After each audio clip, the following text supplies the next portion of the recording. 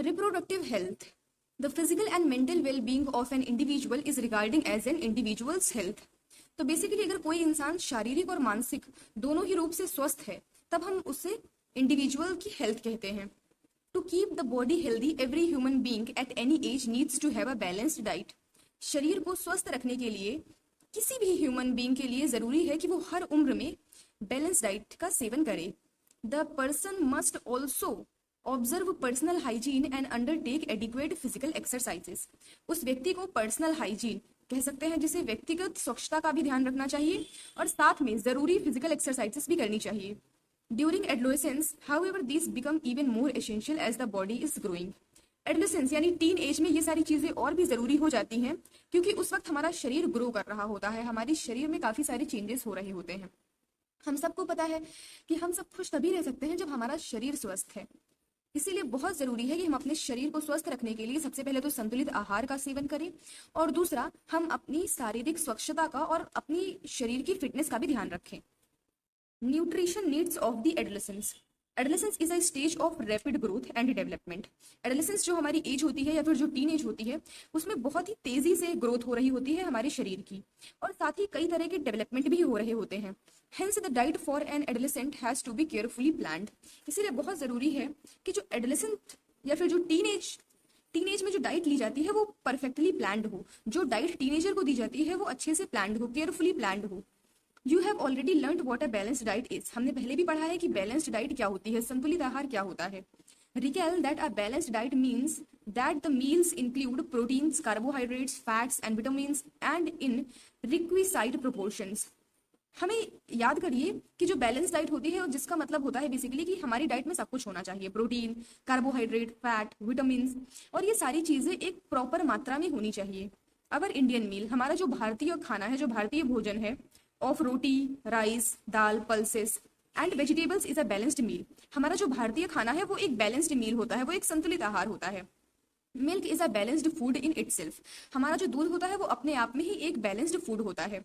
Fruits जो होते हैं वो भी नरिशमेंट प्रोवाइड करते हैं, वो भी पोषण प्रोवाइड करते हैं. For infants mother's milk provides all the nourishment that they need.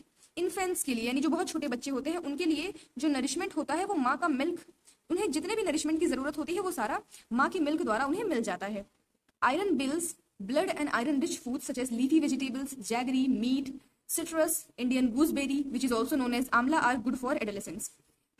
जो आयरन कंटेन होता है फूड में उससे हमारा खून बनता है और आयरन रिच फूड जैसे कि हरी सब्जियां और गुड़, इसके अलावा इंडियन गूसबेरी जो कि आंवला है, ये सारे बहुत ही अच्छे होते हैं टीनेजर्स के लिए. Check items for lunch and dinner in your meal. Is the meal balanced and nutritious. तो आप सबको अपनी मील को चेक करना है, अपने खाने को चेक करना है और देखना है कि क्या वो न्यूट्रिशियस है, क्या वो बैलेंस्ड है. Does it include which give energy and milk, meat, nuts and pulses which provide proteins for growth.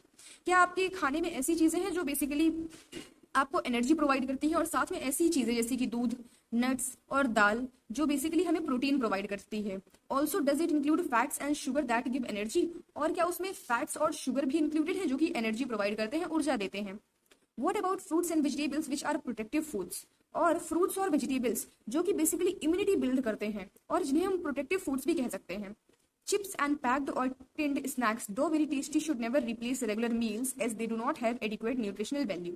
Chips और पैक्ड जो फूड होते हैं, जो पैक्ड स्नैक्स होते हैं, जो भी चीजें पैकेट्स में पैक होकर आती हैं, वो सारी चीजें हालांकि खाने में काफी टेस्टी होती हैं लेकिन उन्हें कभी भी रिप्लेस नहीं करना चाहिए हमारी रेगुलर मील से क्योंकि उनमें कोई भी पोषक तत्व नहीं होते हैं. Now, this is the image of vegetables which are very important for the immunity or for the nourishment. Fruits, milk which provide basically protein and grains which provide energy. Now we'll talk about personal hygiene. Everyone should have a bath at least once every day. हर किसी को दिन में एक बार तो नहाना जरूरी ही होता है. It is more necessary for teenagers. लेकिन ये टीनेजर्स के लिए बहुत ज्यादा जरूरी होता है because the increased activity of sweat glands sometimes makes the body smelly. क्योंकि टीनेज में क्या होता है कि जो स्वेट ग्लैंड्स होती हैं उनका जो काम होता है वो काफी ज्यादा बढ़ जाता है, उनकी एक्टिविटी काफी ज्यादा बढ़ जाती है जिसकी वजह से हमारी बॉडी कई बार स्मेली हो जाती है. All parts of the body should be washed and cleaned every day. शरीर के हर हिस्से को अच्छे से साफ करना चाहिए हर रोज. If cleanliness is not maintained, there are chances of catching bacterial infections. यदि हम स्वच्छता का ध्यान ना रखें तो कई सारे इन्फेक्शंस भी हो सकते हैं, bacterial infections. Girls should take special care of cleanliness during the time of menstrual flow. लड़कियों को स्पेशली बहुत ज्यादा ध्यान रखना चाहिए अपने पीरियड्स के टाइम पर, और उन्हें स्वच्छता का स्पेशली बहुत ज्यादा ख्याल रखना चाहिए। They should keep track of their menstrual cycle and be prepared for the onset of menstruation. लड़कियों को अपनी मेंस्ट्रुअल साइकिल के बारे में पता होना चाहिए और उन्हें रेडी रहना चाहिए पीरियड्स के स्टार्टिंग के लिए। Physical exercise, walking and playing in fresh air keeps the body fit and healthy. All young boys and girls should take walks, exercise and play outdoor games. हमें पता है कि चलना और बाहर शुद्ध हवा में, फ्रेश हवा में गेम्स खेलना बहुत अच्छा होता है, उससे हमारा शरीर स्वस्थ रहता है। बेसिकली होना तो ये भी चाहिए कि हमारे स्कूलों में हमें हर रोज एक गेम पीरियड होना ही चाहिए, जहां पर बच्चों को गेम खेलने के लिए बेसिकली इंस्पायर करा जाना चाहिए, क्योंकि बहुत ही जरूरी होता है कि हम टीनेज में गेम्स खेलें। वही वो टाइम होता है जब हमारी बॉडी बेसिकली बिल्ड होती है। Say no to drugs. Adolescence is a period of much activity in the body and mind, which is a normal part of growing up. So do not feel confused or insecure. Adolescence एक period होता है जब हमारी body और हमारा mind grow कर रहा होता है, इसीलिए कंफ्यूज्ड या फिर इनसिक्योर फील करने की जरूरत नहीं है। टीन एज में टीनेजर्स बेसिकली कंफ्यूज्ड फील करते हैं, इनसिक्योर फील करते हैं, असुरक्षित अनुभव करते हैं। If anybody suggests that you will get relief if you take some drugs, just say no, unless prescribed by the doctor. अगर कोई आपसे कहता है कि ये पर्टिकुलर ड्रग ले लीजिए और इसके बाद आपको आराम मिलेगा, तो बिल्कुल भी उस ड्रग को ना ले जब तक कि वो डॉक्टर के द्वारा प्रिस्क्राइब्ड नहीं है। Drugs are addictive, if you take them once you feel like taking them again and again. Drugs बहुत ज्यादा एडिक्टिव होती हैं, बहुत ही ज्यादा। अगर आप एक बार ड्रग्स को लेते हैं तो आपका बार बार मन करता है उन ड्रग्स को लेने का। They harm the body in the long run. ये ड्रग्स की वजह से हमारा शरीर जो है, हमारे शरीर की जो हेल्थ होती है उसको बहुत ही ज्यादा नुकसान पहुंचता है। ड्रग्स की वजह से बेसिकली हमारी हेल्थ पर बहुत बुरा असर पड़ता है, और जिसकी वजह से हम खुश भी नहीं रह पाते, क्योंकि हमें पता है कि खुश रहने के लिए बहुत जरूरी होता है सबसे पहले कि हमारा शरीर हेल्दी हो। You must have heard about AIDS which is caused by a dangerous virus HIV। हमें सबने एड्स के बारे में सुना है, जो कि एक बहुत ही खतरनाक वायरस HIV की वजह से होती है। These virus can pass on to a normal person from an infected person by sharing the syringes used for injecting drugs. जो सिरिंजेस होती हैं जिन्हें हम ड्रग्स को इंजेक्ट करने के लिए, ड्रग्स को लेने के लिए यूज करते हैं, इन सिरिंजेस के थ्रू भी एक इन्फेक्टेड पर्सन से एक नॉर्मल पर्सन की बॉडी में ये जो वायरस है ये पास हो सकता है।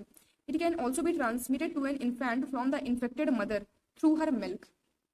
ये जो हमारा वायरस होता है ये किसी बच्चे की बॉडी में भी प्रवेश कर सकता है अगर उसकी मम जो है वो इन्फेक्टेड है तो उनके मिल्क के through. The virus can also be transmitted through sexual contact with a person infected with in HIV। और ये वायरस जो है ये ट्रांसमिट हो सकता है अगर कोई भी इंसान उस इंसान के साथ सेक्सुअल कॉन्टैक्ट में है जो कि इन्फेक्टेड है HIV से।